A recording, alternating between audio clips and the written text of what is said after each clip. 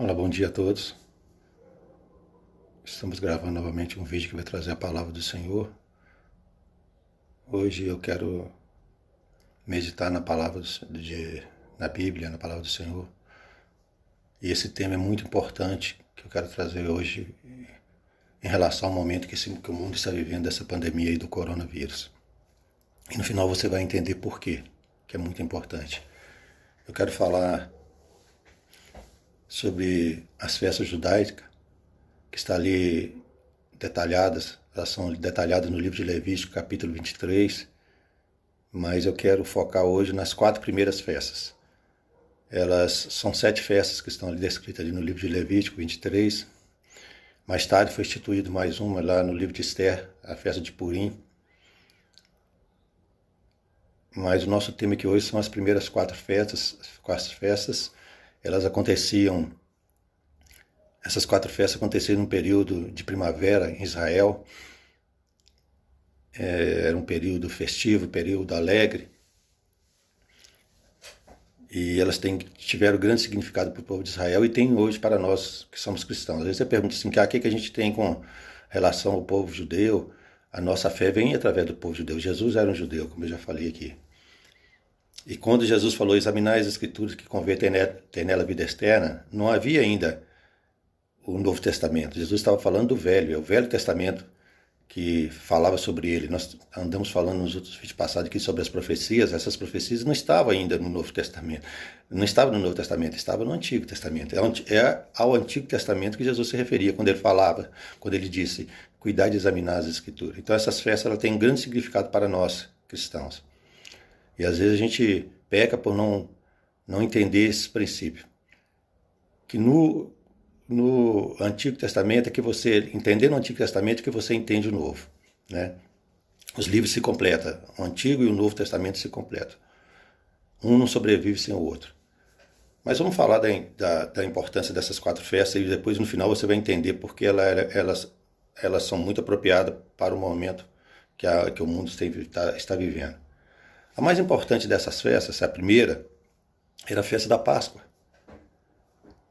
Ali em Êxodo capítulo 12, você vai ver a instituição dessa festa e o próprio Deus fala com Moisés, Moisés, essa será a principal festa do meu povo. E eu não quero prolongar muito em vários detalhes de cada festa, senão o vídeo ficaria longo, mas a festa da Páscoa nós sabemos que o elemento principal dessa festa era o cordeiro, que cada família de Israel tinha que escolher um cordeiro, e esse cordeiro tinha que ser perfeito. Esse cordeiro não tinha defeito, que era esse cordeiro que ia ser sacrificado no dia dessa festa. Ele era escolhido no dia 10 do mês de Nissan, você vai ver lá em Êxodo 12. O mês de Nissan se dá entre março e abril, exatamente esse período que foi comemorada a Páscoa há pouco tempo atrás, né, entre março e abril. Ele era separado no dia 10 e era imolado no 14º dia. Por quê? Entre o 10 e o 14º, porque ele era separado no dia 10 e só no 14º dia ele era imolado. Era exatamente para os judeus terem tempo de... Cada judeu pegava um cordeiro que ele achava perfeito, que ele escolhia perfeito, e ficava ali no curral. Nesses 4 dias, esse cordeiro era observado para ver se ele tinha algum defeito, qualquer defeitozinho, qualquer ferida, qualquer coisa que tivesse no cordeiro, ele não poderia ser sacrificado. O cordeiro tinha que ser perfeito. Jesus entrou montado no jumentinho no 10º dia do mês de Nissan. As profecias confirmam isso. Ele ficou 4 dias sendo observado por autoridades religiosas e civis. E ele foi confirmado como Cordeiro perfeito. Então, Jesus foi o nosso Cordeiro perfeito.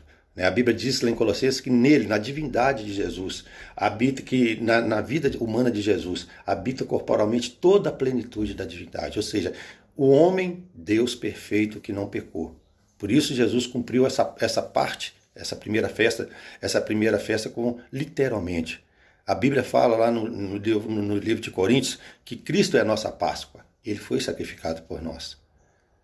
Então essa é a primeira festa e nós vimos o cumprimento dela na vida de Jesus. Qual é a segunda festa? Subsequente a esta, é a festa dos pães asmos.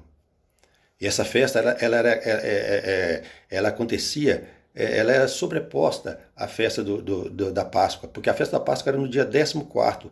E quando você vê lá em Levítico, a festa dos pães asmos, ela era no 15º dia. A festa da Páscoa, o cordeiro era imolado no crepúsculo da tarde, ou seja, quase terminando o dia. E lá em Israel, o dia em Israel, ele é contado de 18 horas de um dia até 18 horas do outro, né? De meia-noite a meia-noite. Por isso que o cordeiro era imolado no crepúsculo da tarde. Era mais ou menos que horas isso, no crepúsculo da tarde? 15 horas. Que hora que Jesus deu o prado lá? Pai, está consumado. 15 horas. 15 horas lá dentro de Israel. Estava sendo sacrificado o cordeiro. E do lado de fora, no Gólgota, Jesus estava sendo sacrificado por nós. Olha o cumprimento maravilhoso dessa profecia, né? 15 horas, os judeus que não entendiam que Jesus é o Messias, sacrificando um cordeiro lá no templo. E que no mesmo horário, Jesus deu o brado lá fora, está consumado, e entregou sua vida por nós. O cordeiro morreu por nós. E aí, logo depois começava a festa dos pães asmos. Essas festas dos pães asmos tinham uma característica. Ela dava sequência à festa da Páscoa, porque ali você vai ver que eles iam comer aquele cordeiro que foi imolado, o sangue foi usado nas portas, eles iam comer aquele cordeiro. E como ele comia aquele cordeiro? Com pães asmos e ervas amargas. O que significa pães asmos e ervas amargas? Os pães asmos significa pão sem fermento. O fermento tem uma simbologia, muitas vezes, para o judeu, como o pecado. Então você retirava o pecado, que simbolizando o fermento, e comia com ervas amargas. Ervas amargas por quê? Porque o cordeiro foi sacrificado, ele sofreu. Aquilo é momento de tristeza, de reflexão para todos. E assim é para nós também, deve ser para nós também, né? Isso significa o quê? Quando João Batista vê Jesus, o que ele diz sobre Jesus? Eis o Cordeiro de Deus que tira o pecado do mundo.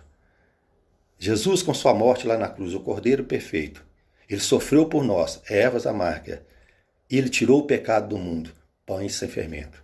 Então essas duas festas você vai ver na simbologia, ligando tudo a Cristo, né? E depois dessas duas festas, qual que era a sequência? Era a festa das primícias. Quando que acontecia essa festa das primícias? Na semana que acontecia a festa da Páscoa, que nem sempre a festa da Páscoa acontecia não acontece no mesmo dia todo ano. Né? Por exemplo, meu aniversário é 5 de novembro, mas 5 de novembro cai em vários dias da semana. Assim também era a festa da Páscoa.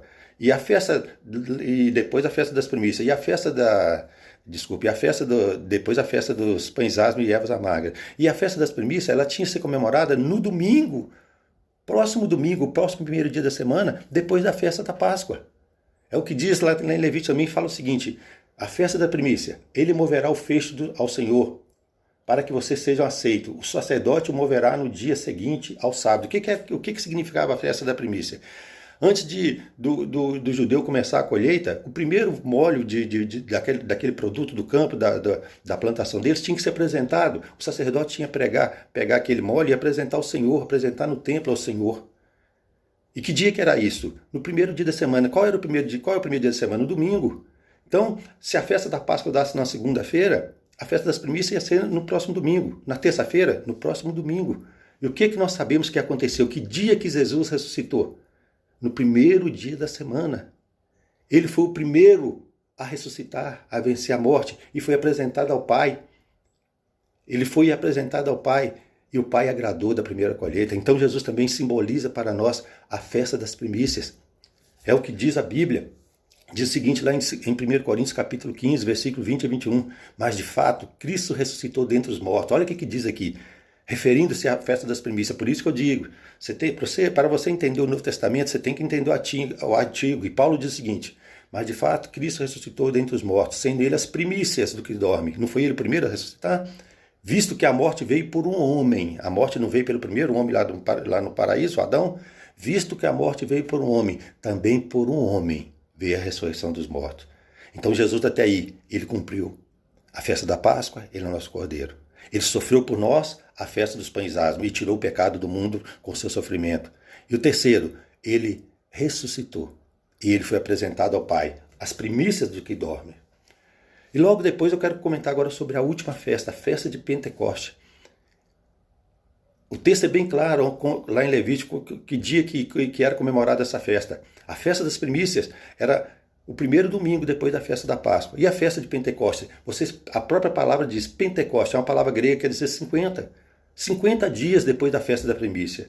E se você faz um exercício depois na sua casa, conta o domingo e depois conta 50 dias depois. Que dia que vai cair da semana que vai cair os 50 dias? No outro domingo.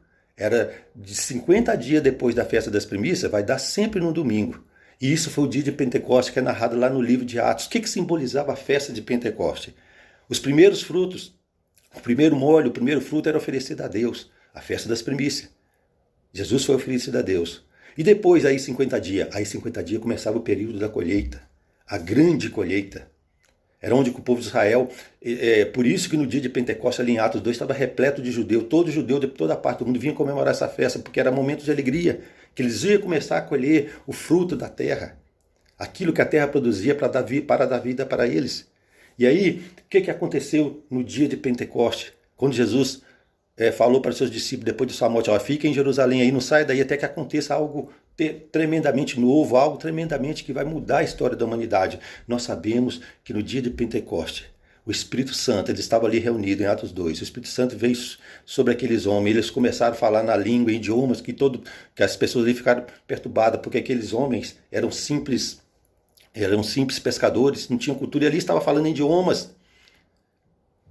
Veio um vento impetuoso, aconteceu algo de idiomas que todos os judeus que vinham de toda parte ali do Império Romano entendiam. E eles ficaram maravilhados com aquilo. Aí eles falaram assim, olha, esses homens estão bêbados, porque eles estão falando coisa aí que não era para ele falar. E Pedro levanta e prega um grande sermão. Está escrito lá em Atos 2, versículo 39 a 41. Eu quero ler somente essa parte que Pedro diz. Quando Pedro fala, esses homens não estão doidos, está se cumprindo a profecia de Joel, capítulo 2. O que Joel fala? Que aconteceria algo tremendo nos últimos dias. Que o Espírito Santo seria derramado sobre toda a carne. É isso que diz lá em Joel. E essa profecia está cumprindo ali no dia de Pentecostes. Aí Pedro fala assim, porque a promessa vos pertence a vós, a vossos filhos, a todos que estão longe, quantos o Senhor nosso Deus chamar. E com muitas outras palavras ele dava testemunho, grande sermão de Pedro, pregado ali no dia de Pentecostes. E os exortava dizendo, salvai-vos dessa geração perversa, de sorte que naquele dia de Pentecostes, presta atenção nisso aqui, meu amigo, minha amiga, naquele dia de Pentecostes foram batizados os que receberam a sua palavra, quase 3.000 almas.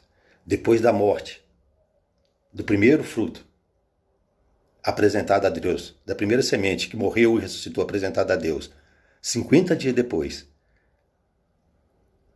mais de 3.000 almas se rende novamente ao Senhor. A grande colheita, agora não de frutos, mas de almas. É por isso aí você vai entender as palavras de Jesus lá em João 12, quando os discípulos começaram a entender aquilo. Porque Jesus tinha falado todas essas coisas para ele, inclusive a essa que eu vou ler aqui agora. Disse-lhe Jesus para os seus discípulos, digo-lhe verdadeiramente que se o grão de trigo não cair na terra e não morrer, continuará ele só. Mas se morrer, dará muito fruto. A morte de Jesus na cruz, o preço pelo pecado que ele pagou por nós, o sofrimento que ele passou na cruz e a sua ressurreição rendeu frutos e tem rendido até hoje. Aquela foi a primeira grande colheita lá na festa de Pentecostes, que está narrada ali no livro de Atos, capítulo 1, capítulo 2. E a igreja tem início ali. O grão de trigo, ele caiu na terra, ele morreu. Mas quando ele ressuscita, ele dá vida. E uma grande colheita de almas acontece aí depois da humanidade. Esse é o significado profético dessas 4 festas. Aí eu quero chamar a atenção sua, você pode perguntar assim, mas Edmilson, o que isso tem a ver pelo momento que nós estamos vivendo? Nós estamos vivendo um momento duro. Mas o mundo, o planeta Terra, sempre passou por momentos duros. Eu não estou querendo minimizar o que está acontecendo no mundo, nem as mortes, porque é só quando alguém perde alguém, um parente, um filho, uma mãe, um pai, que você vê o valor que tem essa pessoa para você. Então eu não estou querendo que você vê o valor e que você sente isso na carne, né? Então não estou querendo minimizar esse momento difícil que o mundo está vivendo, mas o mundo sempre passou por um momento difícil. Eu quero dar para vocês alguns dados aqui, bem superficial para a gente não tomar muito tempo, sem querer minimizar a pandemia atual. O mundo sempre passou por momentos difíceis. Guerras. Quando eles começaram a analisar e anotar, e nós conhecemos de histórias de guerra, do ano de 1882 até 2012, houve mais de 40 guerras, revoluções, fora a Primeira e a Segunda Guerra Mundial. E essas guerras mataram milhões, ceifaram milhões e milhões e milhões e milhões de vidas. Guerras e revoluções. Isso é somente desde o ano de 1882 a 2012, tirando o passado, as guerras mais antigas que tiveram. Fome. A fome no mesmo período, de 1812, essa fonte que eu tenho, por isso que eu estou falando nesse período, essa fonte que eu tenho é de um livro profético de profecias que eu tenho, que ele vai trazendo esses dados, isso aí não é história com E, é história com H. Dados históricos. E ele continua falando nesse livro, milhões e milhões de pessoas mortas do mesmo período, entre 1882 a 2012, através de fome. A fome ceifou milhões e milhões de vidas. Terremotos, no mesmo período, 26 terremotos. Isso porque é o que se observa a partir de então. Fora os terremotos que aconteceram antes, e até 2012, e aqui em 2012 ainda está faltando de tsunami, que ceifou milhões de vidas, e outros terremotos que aconteceram depois de 2012. Terremotos e tragédias naturais ceifaram milhões e milhões e milhões e milhões de vidas. Epidemias e doenças. Às vezes uma geração mais nova, eu tenho 60 anos, ainda não passei pelas outras. Uma que me marcou muito, eu vou falar sobre ela aqui, foi a AIDS, que foi no período que eu era jovem. Mas epidemias, 12 foram relatadas, 12 de maior gravidade, mas houve outras de menor gravidade. Mas só essas 12, vou citar duas aqui. A gripe espanhola, que foi bem famosa, ela ceifou entre 50, as estimativas, mais otimista, entre 50 as mais pessimistas, entre 100 milhões de vidas no planeta Terra. Isso quando na época a população mundial não passava de 2 bilhões de habitantes. A AIDS, estima-se, a AIDS é do meu período, 1988, 86, quando ela surgiu, estima-se que ceifou quase 40 milhões, para ser exato, 37 milhões de vidas. O que você está querendo dizer com isso? Você está querendo minimizar esse momento que está vivendo? Não, como eu disse, o momento é duro para todos. Eu estou querendo dizer que aí confirma a palavra de Jesus lá em João 16, no mundo tereis aflições. Esse momento de pandemia é momento de nós refletirmos. É claro que quem perde um parente, ou um amigo, alguém próximo, ele vai sentir, mas muito mais é para você refletir nessas palavras de Jesus. No mundo tereis aflições. E qual é a lição que essas 4 festas que eu acabei de falar aqui traz para nós, para a humanidade, para dar conforto? Páscoa, ela simboliza o quê? Morte. Ela simboliza morte, ela simboliza algo terrível. Pessoas inocentes morrendo. O Cordeiro era inocente. Quantas pessoas estão perdendo a vida nessa pandemia? Pessoas inocentes. Pessoas boas. A Páscoa simboliza a morte, mas também simboliza que ele morreu por nós. Que o maior dos inocentes morreu por nós, Jesus Cristo. O maior dos inocentes morreu por nós. Para você refletir nesse momento. A festa dos pães asmos e ervas amargas, ele sofreu por nós. Essa pandemia traz sofrimento. Essa pandemia traz dor. Mas Jesus, ele sofreu por nós. E ainda tirou o nosso pecado. Tirou o fardo mais pesado que havia sobre a humanidade, que não é a morte. O pecado que traz a morte. Ervas amargas simbolizam sofrimento. Pães asmos simboliza pecado. Por que o mundo passa por isso tudo? Pelo pecado. O mundo foi criado perfeito, o ser humano foi criado perfeito. Por que as pandemias estão aí? Por que essas doenças estão aí? Por que os terremotos estão aí? Lá no livro de Romanos fala que toda a natureza geme pela expectativa da revelação de Deus e dos filhos de Deus. Esse mundo está gemendo há muito tempo, não agora, por causa do pecado, que faz o homem sofrer tanto. Mas Jesus Cristo, ele morreu e ele tirou o pecado do mundo. O seu sofrimento tirou o pecado do mundo. Primícias. O que adiantava ele ter morrido, como eu já falei no outro vídeo aqui, se ele não tivesse ressuscitado? E ele ressuscitou. Ele foi a primícia dos que dormem, dizendo para mim e para você que por mais que nós passemos por sofrimento aqui nessa terra, há uma esperança eterna. Ele é a ressurreição. E ele pode nos dar o poder de sermos ressuscitados no último dia para viver eternamente com o Senhor. As primícias, ela simboliza que Jesus sofreu, mas ele venceu. E ele foi apresentado ao Pai. E Pentecoste, para finalizar, Pentecoste significa que, assim como ele venceu, ele nos dá a vitória. A vitória de um dia estarmos diante do Pai. Almas que se rendem pelaquilo que Ele fez, também se tornarão pessoas que vão se apresentar diante do Pai um dia. E ali à direita do Pai estará nosso advogado fiel.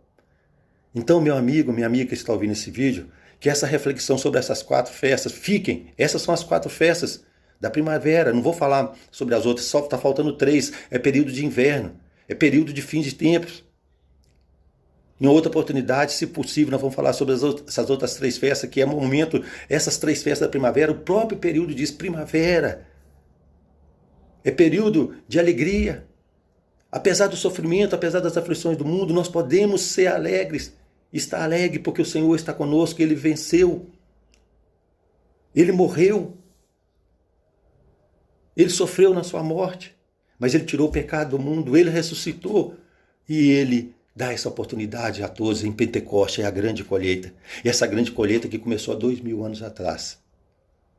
No dia de Pentecostes, até hoje, no primeiro sermão de Pedro, agora usado pelo Espírito Santo, a Bíblia diz que ele fala, o texto que nós acabamos de ler fala que 3.000 almas quase se renderam ao Senhor. E quantas vidas têm vencido esse mundo tenebroso diante de todas essas estatísticas que eu dei para vocês aí atrás, e tem sido feliz porque confia no poder de Jesus e da ressurreição. Fica com Deus, essa é a mensagem dessa manhã, que o Senhor possa ter te abençoado. Novamente, dê seu link, seu like ou seu dislike lá se você não gostou. Vamos compartilhar a palavra de Deus. Compartilhe, meu amigo, esse vídeo. Esse é o momento agora que nós devemos falar do Senhor. É uma oportunidade. As pessoas estão mais pensativas sobre as coisas espirituais. Isso é coisa espiritual. Que diz muito. Nós, seres humanos, somos seres que habitam num corpo carnal. Mas esse corpo aqui é só um templo passageiro, uma casa passageira, como diz a Bíblia. Nós somos seres espirituais. É por isso que Jesus falou para a mulher samaritana, os verdadeiros adoradores adorarão a Deus em espírito e em verdade. Você habita num corpo, mas você não é um ser material. A alma é imaterial. É um ser espiritual. E que essas verdades possam ser proclamadas, porque tudo aqui no mundo vai passar. Daqui a anos, não sei se eu vou viver até lá 10 anos, 11 anos, ninguém estará se lembrando mais dessa pandemia. Mas virá outras aflições no mundo. E se nós estivermos firmes com aquele que venceu, nós venceremos também. Fique com Deus. Até a próxima.